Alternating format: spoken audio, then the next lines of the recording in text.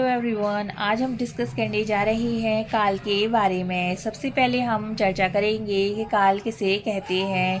क्रिया के जिस रूप से उसके होने के समय का बोध हो वह काल कहलाता है। अब हम जानेंगे काल के भेद के बारे में। क्रिया के होने के समय के आधार पर काल के 3 भेद होते हैं: वर्तमान काल, भूतकाल और भविष्य काल। आइए अब हम इसके बारे में विस्तार पूर्वक जानते हैं। सबसे पहले चर्चा हम करेंगे वर्तमान काल के बारे में। क्रिया के जिस रूप से यह ज्ञात हो कि कार्य वर्तमान समय में हो रहा है उसे वर्तमान काल कहते हैं। वर्तमान काल के 3 प्रकार होते हैं: सामान्य वर्तमान काल, अपूर्ण वर्तमान काल एवं संदिग्ध वर्तमान काल। आइए अब हम इसके बारे में विस्तार पूर्वक जानते हैं। सबसे पहले चर्चा हम करेंगे सामान्य वर्तमान काल के बारे में, जहाँ क्रियाएं वर्तमान की सामान्य स्थिति में हो रही हैं। क्रिया के इस रूप को सामान्य वर्तमान काल कहा जाता है। उदाहरण के लिए वाक्य है, बच्चे मैदान में खेलते हैं। उसी प्रकार दूसरा वाक्य है, हिमालय पर बर्फ गिरती है। उपयुक्त वाक्यों में खेलते हैं एवं गिरती है से यह पता चलता है कि यह समान वर्तमान काल है। अब हम चर्चा करेंगे अपूर्ण वर्तमान काल के बारे में, जहाँ क्रियाओं का होना जारी है, जहाँ काम पूरा नहीं हुआ है उसे अपूर्ण वर्तमान काल कहते हैं। उदाहरण के लिए वाक्य है, गीता केला खा रही है। उसी प्रकार दूसरा वाक्य है, सुबह से बारिश हो रही है। उपयुक्त वाक्यों में खा रही है एवं हो रही है वाक्य से यह पता चलता है कि यह अपूर्ण वर्तमान काल का उदाहरण है। अब हम चर्चा करेंगे संदिग्ध वर्तमान काल की। जिन क्रियाओं के वर्तमान काल में होने के बारे में निश्चयपूर्वक कुछ ना कहा जा सके उसे काल उनके काल को संदिग्ध वर्तमान काल कहते हैं। उदाहरण के लिए वाक्य है, हलवाई मिठाई बना रहा होगा। उसी प्रकार दूसरा वाक्य है, पारुल टीवी देख रही होगी। उपयुक्त वाक्यों में बना रहा होगा एवं देख रही होगी यह संदिग्ध वर्तमान काल के उदाहरण हैं। आइए अब हम चर्चा करेंगे भूतकाल के बारे में। क्रिया का जो रूप कार्य के बीते समय में होने का बोध कराए उसे भूतकाल कहते हैं। भूतकाल के 6 भेद होते हैं। सामान्य भूतकाल, जहाँ क्रिया के भूतकाल की सामान्य स्थिति का पता चलता है वहाँ सामान्य भूतकाल होता है। उदाहरण के लिए वाक्य हैं, राम ने फूल खरीद लिए। उसी प्रकार दूसरा वाक्य है, रानी सड़क पर गिर गई। उपयुक्त वाक्यों में खरीद लिए एवं गिर गई यह बताते हैं कि यह सामान्य भूतकाल का उदाहरण है। आइए अब हम चर्चा करेंगे आसन्न भूतकाल के बारे में। क्रिया के अभी अभी समाप्त होने की सूचना जिस जगह दी गई हो उसे क्रिया का आसन्न भूतकाल कहते हैं। उदाहरण के लिए वाक्य है, धूप निकल गई है। उसी प्रकार दूसरा वाक्य है, दुकान अभी खुली है। उपयुक्त वाक्यों में निकल गई है एवं खुली है यह आसन्न भूतकाल के उदाहरण हैं।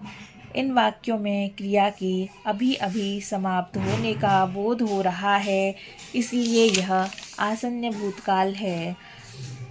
अब हम चर्चा करेंगे पूर्ण भूतकाल के बारे में, जहाँ क्रिया के पूर्ण हो जाने की सूचना भूतकाल में दी गई हो उसे क्रिया का पूर्ण भूतकाल कहते हैं।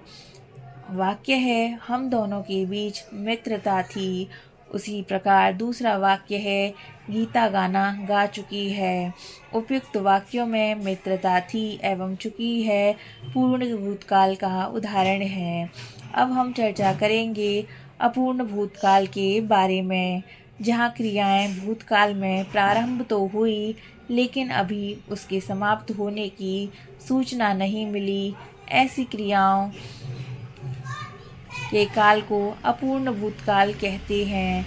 उदाहरण के लिए वाक्य है बिजली चमक रही थी। उसी प्रकार दूसरा वाक्य है बादल गरज रहे थे। उपयुक्त वाक्यों में चमक रही थी एवं गरज रहे थे से यह पता चलता है कि यह अपूर्ण भूतकाल का उदाहरण है। अब हम चर्चा करेंगे संदिग्ध भूतकाल के बारे में, जहाँ क्रिया के होने की सूचना भूतकाल में हो लेकिन संदेह के साथ हो। ऐसी क्रियाओं के काल को संदिग्ध भूतकाल कहते हैं। उदाहरण के लिए वाक्य है संगीता ने अपना काम कर लिया होगा। उसी प्रकार दूसरा वाक्य है परेड खत्म हो गई होगी।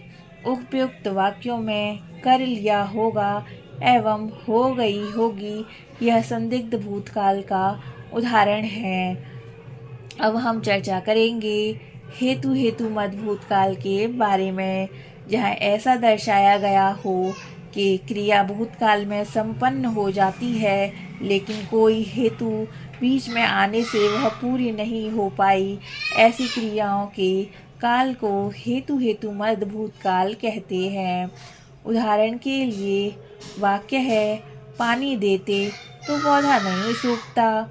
उसी प्रकार दूसरा वाक्य है तुम और मेहनत कर लेते तो परिणाम अच्छा होता। उपयुक्त वाक्यों में सूखता एवं अच्छा होता हेतु मत भूतकाल को दर्शाते हैं। अब हम चर्चा करेंगे भविष्यकाल के बारे में। क्रिया के जिस रूप से यह पता चले कि क्रिया आने वाले समय में होगी वह भविष्यकाल कहलाता है। अब हम जानेंगे भविष्यकाल के उदाहरण प्रकार के बारे में।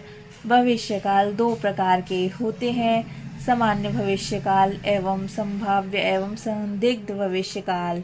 सबसे पहले चर्चा हम करने जा रहे हैं सामान्य भविष्यकाल के बारे में। क्रिया के जिस रूप से उसके निकट भविष्य में सामान्य रूप से होने का बोध हो उसे सामान्य भविष्यकाल कहते हैं। उदाहरण के लिए वाक्य है रविवार को बाजार बंद रहेगा।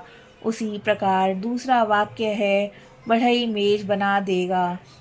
उपयुक्त वाक्यों में बंद रहेगा एवं बना देगा यह दर्शाते हैं कि यह सामान्य भविष्यकाल है। अब हम चर्चा करेंगे संभाव्य एवं संदिग्ध भविष्यकाल के बारे में।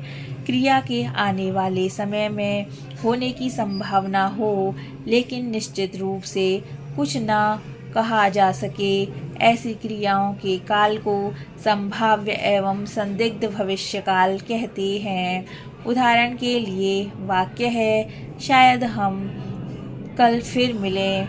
उसी प्रकार दूसरा वाक्य है शायद बैंक खुला हो। उपयुक्त वाक्यों से यह पता चलता है कि यह संदिग्ध भविष्यकाल का उदाहरण है। अब हमने अब तक चर्चा की है कि क्रिया के होने के समय को उसका काल कहते हैं। उसी प्रकार क्रिया के तीन काल हैं, वर्तमान काल, भूतकाल एवं भविष्यकाल एवं भूतकाल के 6 भेद हैं।